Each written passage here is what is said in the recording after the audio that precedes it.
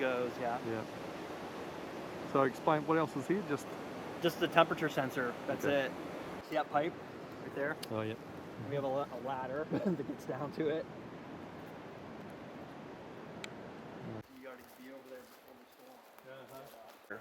Cooperator. Yeah, and that would Being be, I think it goes to the Corps of Engineers Faraday Control Center. So you're splitting the signal out to them. Yes. So what we have here is we have a SatLink 1 DCP. Yeah. And then we have another CR10X data logger. Yeah. And that's connected to a digital to analog converter.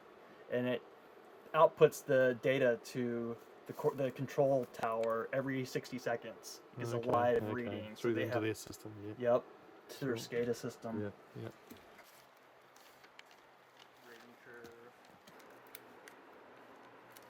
So the latest rating curves kept on site? Yes, they should be. Stuff the table beside the rating. Let's see, that's the program. That's a program.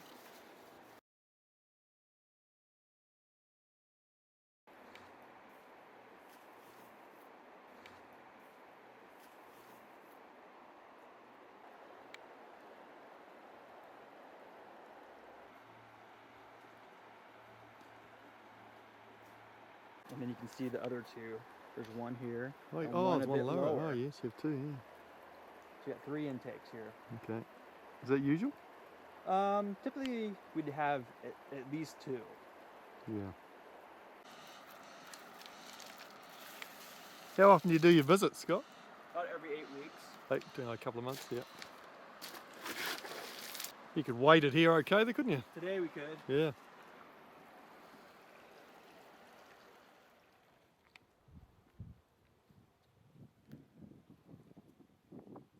A pressure sensor. Yep. A high pressure one, probably 0 to 50 psi, so you can cover a bigger range. Yep. For the SatLink one, it's driven by the nitrogen bottle, the nitrogen gas through a constant flow regulator. There's a small solar panel, we get a lot of sun here, and an antenna. This one actually just got wiped out here last winter. A tree from over here, right about here. Actually, this one I think it was. Yeah. Fell right on top of the antenna. Oh, lucky. Yeah, it was crazy. Like, you never would have thought a tree from the bank would take this thing out. Yeah. Thought we were cleared. So our staff gauges run all the way down these steps. There's about 20 of them. Oh, really? It'd be better if we could put a wire weight gauge in someplace instead of having to maintain the elevation of 20.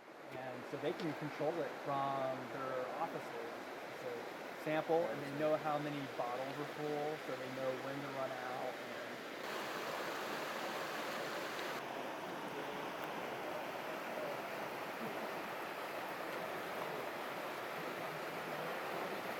Over here, so we had to move it over there. It was located right in this little hole. Oh, yeah. And that's actually where our orifice line ended, but we ran it deeper last year.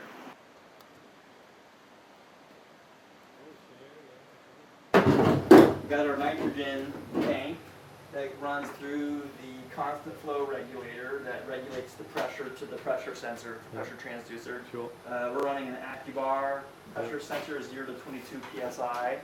So this is the shorter range of the of that model sensor. Yeah. This is the voltage regulator from the solar panel outside. And this is a splitter for the SDI signal for the water quality sensor and this sensor. So it gets all wired into one port here. Okay, yeah, sure. And then, of course, this is the bus bar to split out the power to the batteries, and also coming from the voltage regulator. The old Swami program. Yeah, I know Swami.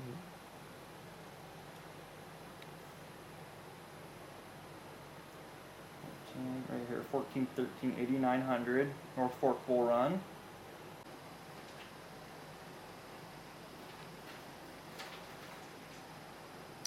.26 Celsius. there's a 1 foot dial right here, Okay, yep. and then there's this is your more graduated every 100th. Okay. And what I do is, Oh, you read it off the.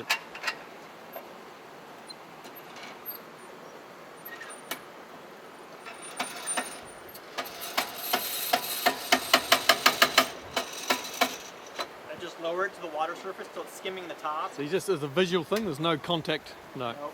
Visual. Some of them do have contacts in it. Yeah, so you got the But same. this one does not. I would Yeah. just get a visual. Yeah. Usually it makes a little dimple on the top of the Yeah. surface, and I would read it and give it, however accurate I can read it.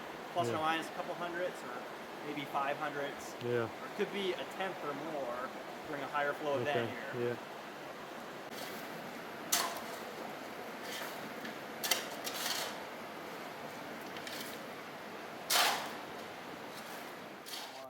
And it dates back to pre-Columbian times. Wow. Really? This is big boy. Look at the mound of just debris that sheds off of it.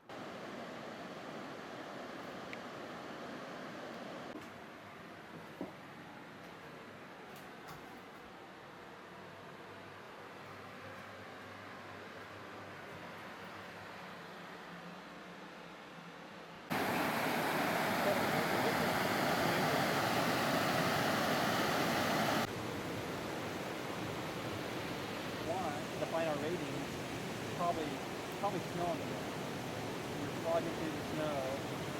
Through here, so that's like not good. Not all the time.